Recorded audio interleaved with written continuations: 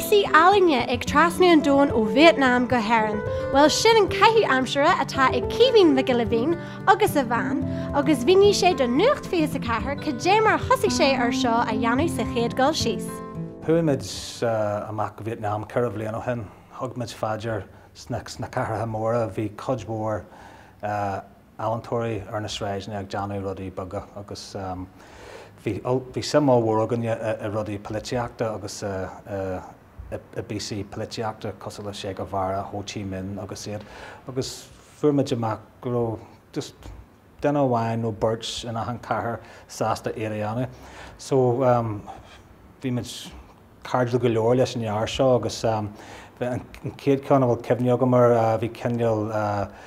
Mascan idir sé go bhfearra agus Caoimhín agus bhí Rainbow bhí na dahanana éagsla ag gol idir an bhirteacha agus bhí sin aonanta jazz agus so thosaigh méid ag plé leis agus ag caint leis just a carniúldá go mé ó cinneal Ealaíon go mé margóán de cinneal ag an thart an dón ar na písaí seo.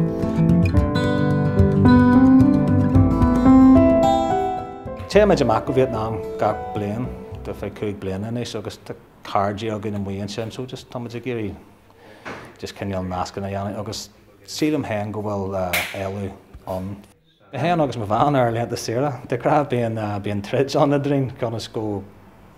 gaiimiid barach dáma ag glóirt le ealaíontóirí an anna de bheith na Ealaíne agus ar an trá nó cosúil le gradíine. Ní hé gró go ddíach atá gus cin le caithú amsúr atá an de dúsa agus de má bhean agus an nuirí inné an féile an fóbal bhí codmhór sim an a rith na féile agus ina dhé sin bhíon taismitas an bid a rith na bliana sa cultúrlána fé tamil agus bhí an tim an thugmuid faidir go raibh an tim an. An téama atá gceist daoine móra sa dón a bhfuil coilre acu is stragailt i gogu